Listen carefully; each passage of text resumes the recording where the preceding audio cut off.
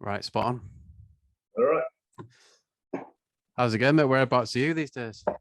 Well, I live in Sheffield. I've lived in Sheffield for years. Okay. So, yeah, I've been based here for a long time. Got my first job here, and I've ended up staying. My wife's from Sheffield, and my brother used to live here as well. So I still Right. go back to Hull quite a lot. Not go to as many matches as I'd like, but yeah, still go back and see family and what have you. How about you? Where are you based? I'm based in just outside Manchester now in Sale. Oh, right, yeah. But same as you, try and get back when I can. Yeah. Your dad's no longer with us, is he? No, he passed away about 15 years ago now. Yeah. So yeah, it's been a while now. But sorry about that. No, it's all right. But yeah, like going back to Hull then, like whereabouts did he grow up and stuff? I grew up in Amleby, mainly. My old man was a dentist on Springbank, Right. and we used to live above the shop when I was very little. Then we moved out to the suburbs, yeah, mainly Amleby, Tranby Lane, and then Windsor Avenue. And I've not really lived there since I went away to university. But my brother's still there. He lives on Carr Lane at Willoughby, and got various nieces and nephews dotted around with the relatives. So still home really, even though I've been left for like nearly 40 years. Right. It's Yeah. kind of that connection will always be there, really. And what's like your first memories of Boothby Park? Were you always mad into football kind of thing? Yeah, I mean, I started going. I mean, I'm dare I say it, I'm nearly 60. So I've been going since I was probably about 5, 67. Right. I can't actually remember my first game, but yeah, I've seen a lot of very bad football for a long time, long suffering. Yeah. How about you? About 93 my first game. Yeah. Yeah. So yeah, well, it started off all right, and then quickly got quite bad. Yeah, I think you've had your fair share of decent stuff, haven't you, along the way? Yeah, I mean, post new stadium, it's been unbelievable. Yeah, absolutely. Yeah, that was the turning point, wasn't it? Really. Yeah. So, what era was it when you first started going then? The Waggy Chillo. Okay, right. Kind of era. Ian Butler, all of those. 16. I guess it would be about 67. I can't remember many games in the 60s, to be honest. But yeah, I certainly lived through that era. I remember games from like the 70, maybe 1970, when I'd been about 7. So yeah, I've got plenty to talk about. Excellent, yeah. So whereabouts? I'm always fascinated how different it was back then. Like whereabouts in the ground would you go on a match day? Well, we're recording now, aren't we? Yeah. Right. Sorry, okay. Yeah. I thought we were just doing chit chat. No, yeah. Been from the beginning. Yeah. Okay. Well, I mean, in the very early days, and I don't remember these. My 2 brothers, and my dad would go on the south stand. Right. And as I say, I can't really remember too many games from that kind of era. And then really, we were dotted around. All we were on Bunkers Hill for a bit. Sometimes the Well, sometimes the old North Stand before it got pulled down. We mainly stood. I was going to say sat in most parts of the ground. We very rarely sat, to be honest. I think the only time we sat was when Man United came to town in the 1970s when they dropped down to the 2nd division. They had a terrible reputation for football hooliganism and so on. And they didn't disappoint that day. There was fighting all over the ground. I remember we were safely in the North Stand, me and the dad, that day, and we won. I think it was 2-0 or 2-1. Waggy got a couple of goals, and it was a fantastic occasion. I mean, it was about, I think the capacity crowd it was probably about 30,000 back then. I'd have to look in the record books to remember precisely. Probably low 30s, but it was full that day, and yeah, it's fantastic to have Man United come to town. I think Stuart Pearson was playing for them, who was ex-Hull City, maybe even Jeff Whelan's as well, both ex-City players.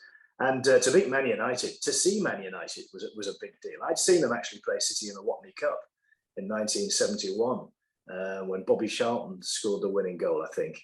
It was the first ever penalty shootout. I actually mentioned this to Bobby Charlton in later life. He remembers the game still because it was a penalty shootout, the first one ever. It was a midweek game under the floodlights, fantastic. So yeah, I mean, that's certainly those 2 games against Manchester United stick in my mind, especially because we beat them in the league match. Hmm. Yeah, I always remember my dad's talking about the penalty shootout because apparently Ian McKechnie, the keeper, took a pen, and then Yeah, when that's he right. when he missed, he started laughing. Apparently, Did he? He was quite a useful outfield player in McKechnie. I think I saw a testimonial match when he played on the wing, which is rare for a all goalkeeper. right. I mean, they talk about people like Edison at Manchester City being good enough to play. Ian McKechnie did it years ago. Yeah, we've got a bit of form for it. I think obviously Alan Fettis, and then I talked to Steve Wilson, and apparently he played on the wing in like a auto windscreens game once or something. Yeah. Oh right, I didn't know that. Yeah. But Yeah. So yeah, you mentioned kind of the atmosphere in the 70s and like having a bit of a reputation with the crowds. And I've been reading Richard Lusmore's book recently about it was a risk going to games. You'd have to be alert. Like, what was it like on a game basis, on game to game basis, kind of thing? Scary. It kind of depended who was coming to town, really. Certain teams brought big followings, and certain teams brought violent followings, quite frankly. And it was the obvious, usual suspects, I guess, the likes of Millwall and people like that, who had a terrible reputation and still have a reputation to this day. So yeah, it tended to be local derbies when there was a big sort of away following. So if we played the likes of Bradford City or Leeds or the 2 Sheffield clubs, they could get a bit tasty and a bit scary. And for a young kid, as I was back then, it was. But I mean, you kind of went to the match and you half just sort of took it for granted that it was going to be partly exciting, partly entertaining, but also partly scary. That was part of the deal. You kind of accepted it. But you were still a bit frightened, but you still went along week after week. So it's kind of a strange setup back in those days. Yeah, I mean, I remember I actually saw my first ever First Division game.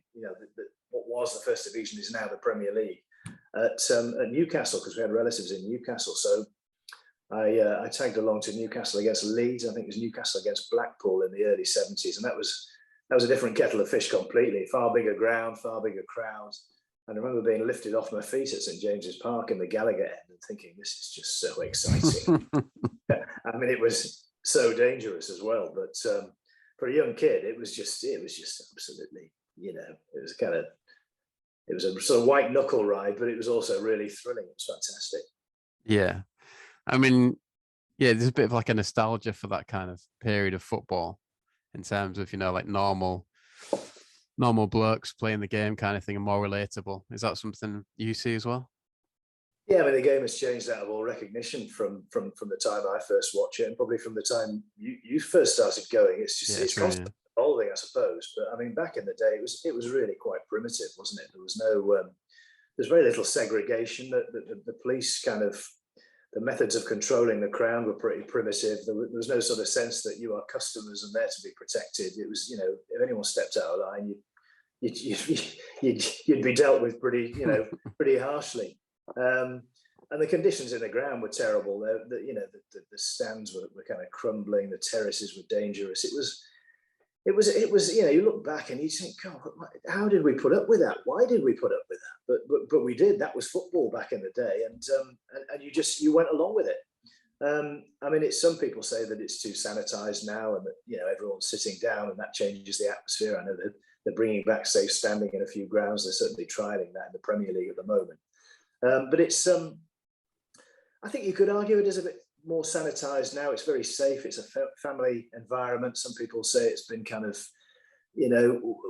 what's the word? Kind of not yuppified, but it's more bourgeois, if you like. It's more middle class and respectable. And we miss that kind of running the gauntlet and that dangerous sort of menacing air that the old games used to have. I mean, I'm caught in the middle. I mean, clearly safety had to improve. Clearly they have to market the game to a new audience, and that means providing the facilities that suit. But on my nostalgic days, I look back to some of the dangerous times of the 60s and 70s and think, yeah, it was, at the time it was quite good fun. And then what about in terms of your own career then? Like, what point did you know you wanted to get into the media type of thing? Well, I always had a hankering after it. I was at school out to Morris College, which is no longer there now. It's amalgamated with St Mary's Catholic school, and my first love was always sport, but closely followed by music. So used to always go to see bands and stuff, City Hall, and sort of as I got older, I was able to go into sort of clubs and things, the Welly Club and places like that. And I started writing about music for sort of school magazine. So I always had a kind of hankering after music, after writing, and a hankering too after, I guess, a career in journalism. It seemed a sort of long range kind of target. I never really imagined that I could follow this through, but I had an interest from quite an early age.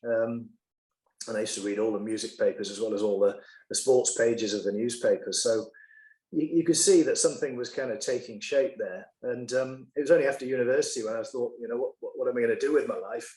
That I really sort of looked around and saw that there was a possibility of pursuing a career in this direction. And there were postgraduate courses that I could do, and they would lead to perhaps a career in the media. And so it turned out.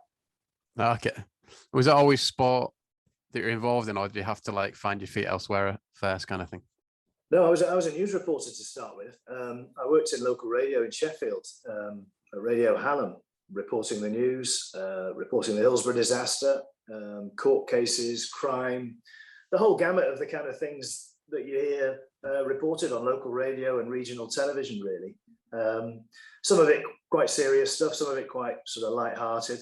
And I always kind of filled in for the guy who did the sport, because I'd always had an interest, and I started following there were 6 teams in our patch, Radio Hallam, still are.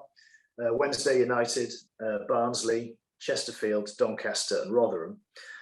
Started reporting on the odd game there. I think my first ever game I reported on was Doncaster Rovers against Grimsby. And Brian Dean was playing for Doncaster Rovers. All right. United. And there was an old guy in central defence for Grimsby, Mick Lyons, who played for Everton. He'd been on the fringes, or maybe even played for England. I can't remember, but he was obviously in his pensionable years then. And I was rubbish. I remember I reported the game. I was useless. I didn't do the right kind of preparation. I didn't have any stats or figures to hand. I didn't know much about the two teams, but I sort of bumbled my way through. Started doing it a bit more regularly, sort of side by side with covering the news as well. And I only really got into sport full time when I joined Look North in 1989.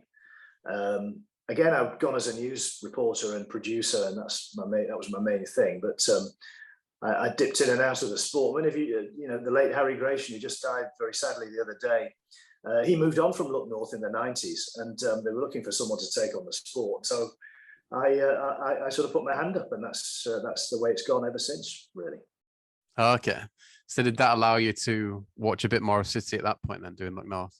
No. I mean, since I was a kid, I've only been able to dip in and out of watching City. I mean, I guess I only really started watching them on a regular basis when I was working as a freelance. I got back into Look North, having moved on to work for BBC Sport and a few other people. I moved there, and that was my main kind of source of income as a freelance. And I was offered the chance to come back to the BBC in Hull on a freelance basis, just one day a week to cover the sport, really, just to reflect on the weekends, activities, Grimsby Town, Lincoln, Scunny and Hull City and the Rugby League and so on. It just coincided with City getting in the Premier League, which was, nice. wasn't the plan. It came completely out of the blue back in, what year was it now? 2000 and, when did they get promoted? Oh, first time, 2008. 2008, yeah, that's right. Yeah, 2008. So I started working at Look North that season, 2007, 2008. And they had just had this fantastic run. And because I was in Hull more often, I don't live there anymore. Because I was in Hull more often, I got the chance to go to games, partly through work, partly through, just being a fan. And, lo and behold, they got promoted to the Premier League. No one could have predicted that. It was an amazing season. And still, the most amazing day in my sort of football watching career was Wembley 2008. Dean Windas's goal and all that. So it was completely a stroke of luck that I'd been, moved to work there at that time. And we had a couple of great seasons, beating some big name opponents, likes of Arsenal and Tottenham, you'll remember. Mm. And it was a real roller coaster ride. Survived on the last day and lived to fight another day, and then got relegated. I think it was the season after, wasn't it? Yeah. So yeah, it was just I consider myself very fortunate, really, to have been around at that time, and it's it still remains the highlight of my City supporting days, I think. Yeah. And you mentioned like the likes of Bobby Charlton, and obviously, I remember you from doing pieces for Football Focus and different bits. Like, you must have had the chance to meet some pretty amazing people. Yeah, absolutely. There was a period of time when I had to pinch myself, really, the way things were going, because I'd just frequently get a phone call. I'd be maybe sat eating tea or something on a Tuesday evening, and I get a phone call saying, "Is there any chance you can go to Milan tomorrow? We've got an interview with whoever, Paolo Maldini, say." And I'd say, "Well, if you can get me a hotel at Heathrow, because the flight's from Heathrow, yeah, I'll head off after I've eaten my tea." And literally, I'll be on the motorway, stay in a hotel, and then first thing in the morning, 7:30, there'll be a flight to Milan, and we go and interview, some big name player. This happened for several years, and I look back and I just think it's just extraordinary. I mean, my daughter tells the story that she came home once when she was at school, and she said to my wife, said, "Where's Dad? Is he in his office?" And she said, "No, he's in Ukraine." And that's how it was. It was just flying here, there, and everywhere. And as you say, interviewing all the main players of the day, Zidane, Cristiano Ronaldo, Wow. Beckham, everybody. It was, I wouldn't claim to know these people. They're not my friends or anything, but I've certainly interviewed quite a few of them. And it's, as I say, still sort of pinch myself that it actually happened. Yeah. Are there any that stand out as particularly memorable, or that went particularly badly or anything? Plenty went badly. I suppose, well, I always tell the story that my favourite ever trip wasn't to interview an individual particularly. I went to St. Pauli, which is the second team in Hamburg. And they were playing Hamburg in a local derby, having just got back into the Bundesliga top flight. And they're an extraordinary club, St. Pauli. They're like almost like a cult. And the people who support them are not your regular football fans. They're kind of anarchists and punk rockers, and quite right on, very politically sort of switched on. They're anti-racist, they're anti-homophobia, they're anti-sexist, all this kind of thing. So they're quite a kind of cool, right-on crowd, and yet they're really intense and quite intimidating as well. And a game day at St. Pauli is just like no game I've ever been to. Half the ground has been developed and is quite corporate, and the other half is like from the 1940s or 50s, and all the hardcore stand on the terraces in the old bit, and the atmosphere is extraordinary. They come out to the strains of AC/DC. The manager's not dressed in a blazer, suit and tie or whatever. He was dressed in double denim. And the fans are really hardcore. They don't want to be filmed. They don't trust the media. So, if you try to film them, as we did, because we were there to make a film for Football Focus, they were getting quite aggressive and, swearing in German. I had just enough German to realize they were telling me to go away, not in a very polite manner. But yeah, the film we did was one of my favorites, actually. And Ruud van Nistelrooy at the time was playing for Hamburg. We interviewed him afterwards about what it meant to be playing in this derby again. One or two other players who played in the Premier League dotted through both teams. So that was a great trip. But in terms of special interviews, I remember interviewing Zinedine Zidane at Adidas headquarters somewhere in Germany, and that was another sort of quick overnight. Get yourself to, I forget where the headquarters of Adidas is. It's Stuttgart or somewhere, and we went and interviewed Zidane, which was just kind of extraordinary. What a fantastic player he was. Probably the best player I've seen live. I don't think I've seen Messi play. I've seen Ronaldo play, I guess, but I've seen Messi play at the World Cup, yeah. But Zidane was just extraordinary. I'm just like a ballet dancer, really, but hard as nails as well with it.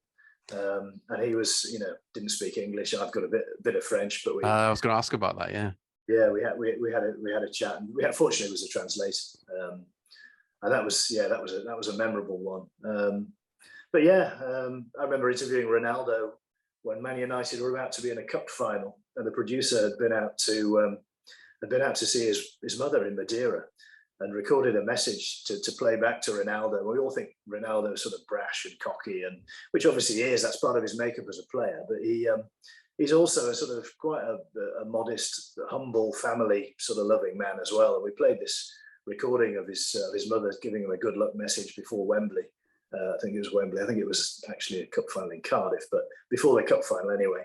And actually, you know, she was saying in Portuguese, Cristiano, we love you, we're proud of you, and all this kind of thing. And Ronaldo was in tears. And I thought, well, this is another side of Ronaldo that we don't necessarily see, the kind of humble, ordinary guy from Madeira. So that was quite a nice one as well. That's it. And what would you say is the key to a good interview, do you think, with like a footballer or someone in that world? Is it research? A lot of it is luck, really. Right. You have some questions and ideas and subject areas in your mind to discuss. I mean, there's several different kinds of interviews. There's those quick ones after a game where you're only very limited and you can only really get into sort of 4 or 5 questions. And then there's more sort of considered where you sit down with somebody and you've planned it in some kind of detail. But quite often, the best ones are the ones that go wrong for whatever reason. You might ask a really stupid question, but the stupid questions sometimes elicit the best answers because, you know, for whatever reason, it spurs the person to be angry or to be, you know, to be contemptuous of the question, and therefore they give you a better answer. So, you know, I wouldn't knock daft questions. They have their place. Sometimes it's when the person is not really in the mood to talk, and they're, you know, they're for whatever reason they're a bit sort of off with you. Sometimes, I mean, famously, I did an interview with Pep Guardiola after a match, which went sort of viral for a day because he was in a really bad mood, even though his team had won. Manchester City manager he was at the time, and it was a real sort of uncomfortable interview, and I sort of just soldiered on, and we got to the end of it, and I thought, I'm not sure that was any good, but it kind of went viral because it was I guess an illustration of how difficult some footballers and football managers can be with interviewers. Yeah, that was another memorable one, but for different reasons, I guess. Yeah, was that during his like first season? I remember him being quite hostile with the media. Yeah, it's a few years ago when one or two people were doubting whether he could sort of cut it in the Premier, and a few things went wrong, and the team wasn't gelling for whatever reason, and yeah, he was struggling. Frankly, he was just coming to terms with it. I mean, how wrong were we to ever doubt him? Because it's all come right in bucket loads, hasn't it? Ever since then. Yeah. There's no doubt he struggled, and I think he learned from that. He learned from that period of adaptation to Premier League football, which is different from what he's used to in Spain and Germany, and he adapted brilliantly well. And just look at the teams that he's produced ever since then. Yeah, exactly. Yeah. Okay, I'll go back to some City stuff then, and some of the questions I sent you. Let's have a look. What player comes to mind when you think of Boothby Park, do you think, or club figure? Well, I mean, from my early days, probably Ken Wagstaff, who was, a brilliant striker, should have played at the top level, really. And I think he had the chance to go to Derby County years ago. I think that's what history records. But he turned it down, or the deal couldn't be done. I'm not sure of the details. But I mean, he was a real goal poacher, really, really talented footballer. And of course, he had that fantastic partnership with Chris Chilton. Big man, small man, wasn't it? When they used to play 4-4-2, or a variation of that anyway. So he always sticks in the mind. And of course, in later years, Dean Windass, who I've got to know a little bit, and just hold through and through, isn't he? Waggy was more of an adopted Valencian, wasn't he? He came from outside, but has sort of stayed and learned to love the place. Dean Windass grew up there, whole through and through, and just gave us that indelible moment at Wembley that will live forever. So yeah, what a hero! But there are loads of them. I mean, Ken Houghton I was a big fan of his, and I got to play football when I was a kid with his son Glyn, who was an excellent player as well. Still see Ken around occasionally. I can still kind of name that whole City team of McKechnie and Banks, De Vries, central defence, Terry Neal, Billy Wilkinson, Malcolm Lord. The names just still spring off the tongue all these years later. It's weird, isn't it? And then through the years, Gareth Roberts was another great Hull City captain. There's some really good periods. Brian Horton was fantastic for City as well, wasn't he? Phil Brown. The Steve Bruce years were great. I mean, a lot of people outside of Hull will knock Steve Bruce, but he still remains a hero, doesn't he, because of what he did. Yeah, definitely. Great recruiter of players and motivator of players. And it's just a shame how his career's suffered really for the experience at Newcastle, because I think he's still loved in Hull, and rightly so. Are there any City managers that you had to deal with regularly, kind of thing? Was Phil Brown one? Yeah, I dealt with Phil Brown quite a lot. Yeah, real character. Yeah, great fun. A bit of a Jack the Lad, I suppose.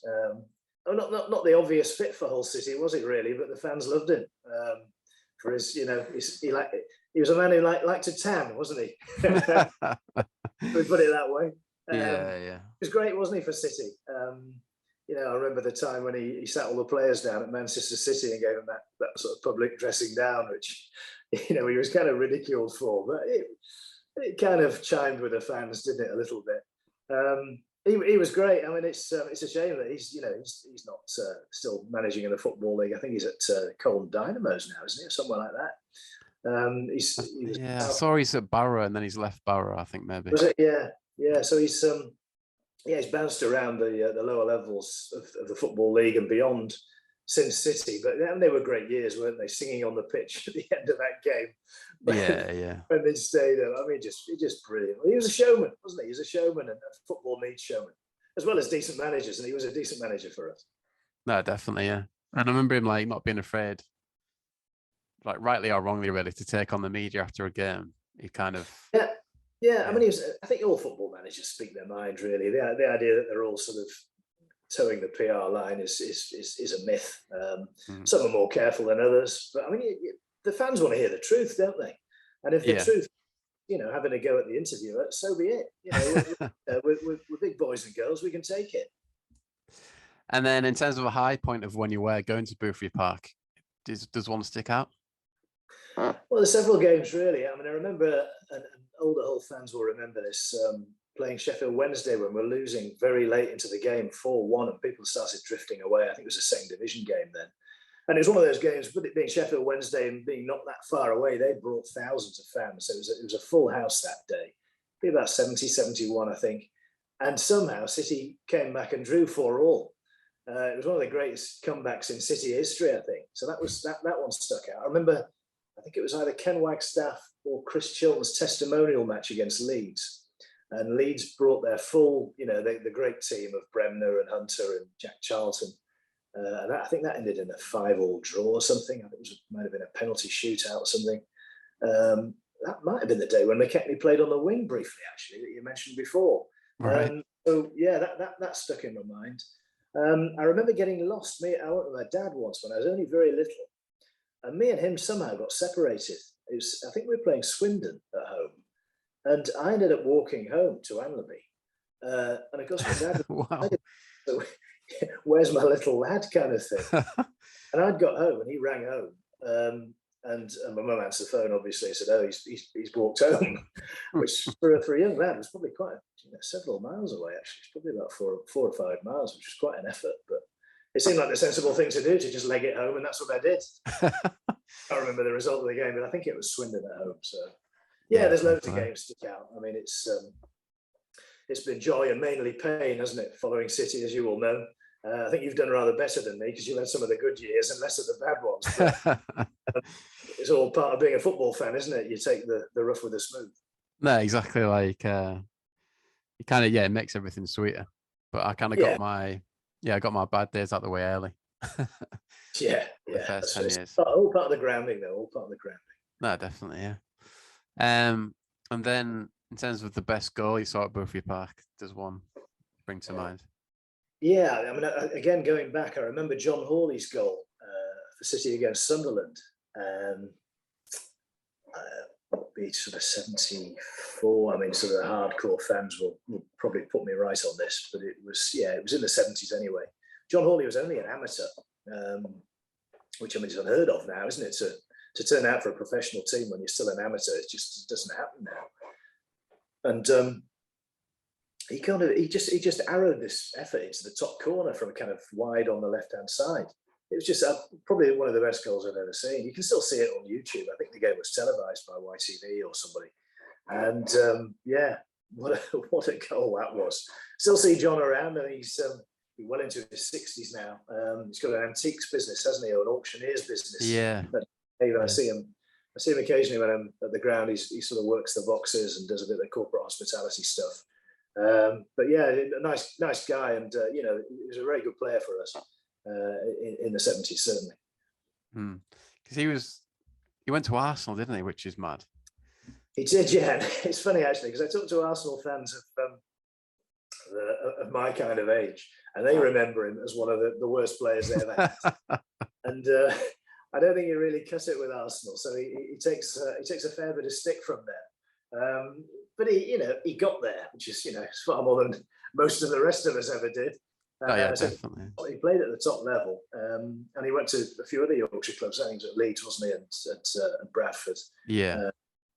So he was pretty well travelled and had a decent career. I presume he went professional at the end, but then he went back to the family business, and that's what he still does, as far as I know. Yeah, I need to try and get him on here. It's hard with a few of the older players. They're not too familiar with Zoom and stuff. So yeah, well, I only just barely am, so you're lucky. And then in terms of now, then will you be able to get to the many games this season, do you think? I'm hoping so, yeah. I mean, my work as I get on is sort of winding down a little bit. So I tend to go, probably on the course of a season, I go to away games more than home ones, because I don't live in Hull anymore. I think what was the last away game I went to? Probably Tranmere in the League Cup a couple of seasons ago with a friend of mine who lives over on the Wirral. But yeah, I mean, I've been all over to Wigan, and what else have been away games in recent times? Certainly Wigan. I can't remember off the top of my head, but yeah, hopefully this season. I mean, there's a good feeling about City at the moment, isn't there, with the new management and the new owners, and some what looks like some really exciting recruitment as well. I know George Honeyman's gone, so I think it's exciting times. I think the odds have sort of shortened on us getting promotion this season, which is maybe a good sign. Might add a little bit of pressure, which is not always good. But I'm looking forward to seeing them. A mate of mine rang me the other day and said he fancied going to the game at Preston quite early in the season. But unfortunately, I'm away at the Commonwealth Games that weekend. But yeah, plans are afoot. So we'll see a few games certainly this season. No doubt about that. Yeah, how much football work do you do now then? Like, are you freelance now? Yeah, I mean, most of my work in recent seasons has been for the Premier League, who have their own sort of broadcasting division, which the programs I work on are all broadcast overseas. Huge market for an interest in the Premier League. So we produce content is the buzz phrase, isn't it? They're not programs, it's content for the overseas market. And so I'd be at Liverpool or Manchester United, Everton, Burnley. Not Burnley anymore, they're down. Leeds, who are still there by the skin of their teeth. Interviewing players, covering matches, attending press conferences, that kind of thing. And as I say, all the content ends up, on NBC in America, or Super Sport in South Africa, or Channel 7, Channel 9, whoever it is in Australia, all around the world, really. It's a big draw for the Premier League, and obviously it's a very cosmopolitan league. Players from all over the world, and now fans from all over the world. And fortunately, that keeps old boys like me in work for a bit. Yeah. Just need City to get promoted, then, and then you're sorted. Well, that would be a joy. I mean, I first started working for the Premier League when City were still up there, and I was there, virtually every week, interviewing the manager or the players or whatever. So that was great fun. It was like a labour of love, really. I mean, it's all a labour of love. Of course, it is. It's football, but I mean, if City could get back up, that'd be fantastic, wouldn't it? Yeah, definitely. One step at a time, I guess. Yeah. Don't get ahead of ourselves. That's spot on, Damian. Really appreciate that, mate. Yeah, I think it makes sense of that. You on Twitter? I'll tag you on Twitter and stuff like that. Yeah, at Johnson Damian. Okay, cool. A at the end, Damian. Right. I'll look you up on there, but yeah, appreciate that, mate. Hopefully, see you at an away game at some point. Yeah, no problem. What's the podcast called? This was Boothry Park. This was Boothry Park. Okay, I'll look out for that. It's It's only available on the usual platforms. Yeah. Yeah, just something to do on my lunch hour because I'm working from home a lot these days. You Yeah. didn't following your old man in the stadium announcing stakes, then? What's that again? You didn't follow. You didn't fancy following your old man in the stadium announcing. No, I've not got his confidence, to be fair. All right. Yeah. But yeah.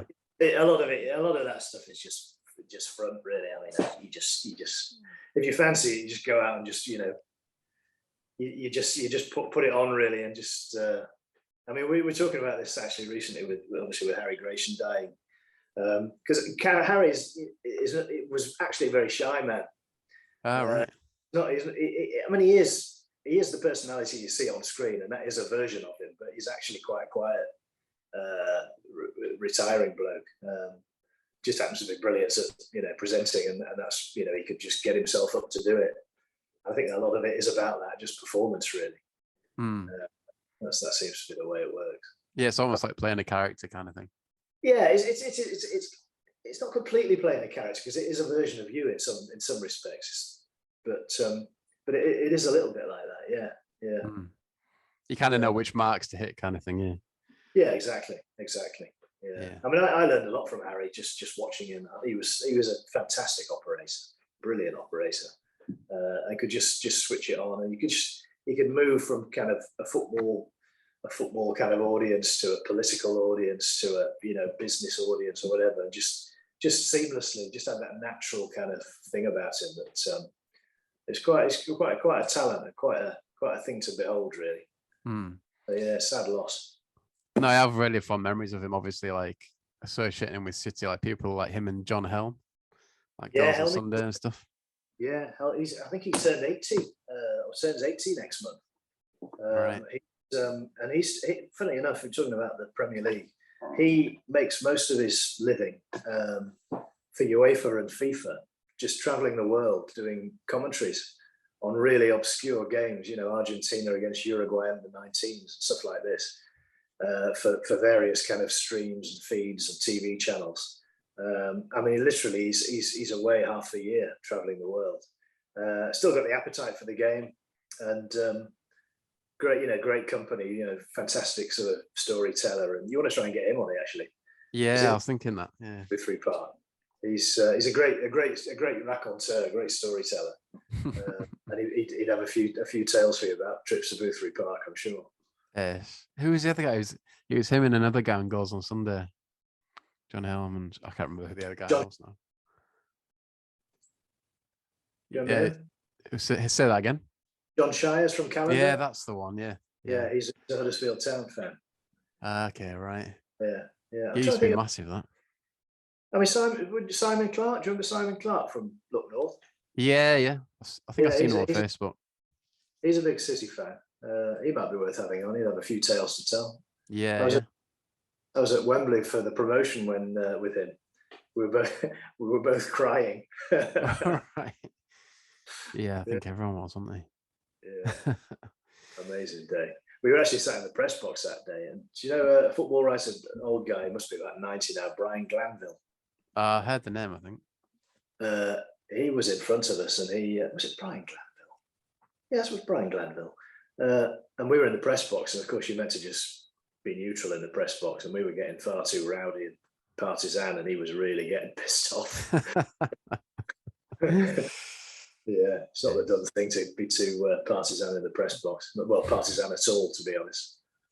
Is the press box, was that at the end where Dino scored then? Did you have quite a good view of that? No, we didn't, because there's two. Have you been to the press box at Wembley? Yeah, a couple of times, yeah. Yeah, 2 sides to it. There's the side. There's one side near where Dino scored, and the other side is kind of beyond halfway the other way. Right. We'd be a good distance away from. But I mean, you had a clear view, obviously, and it was Yeah. just extraordinary. Yeah, absolutely mad.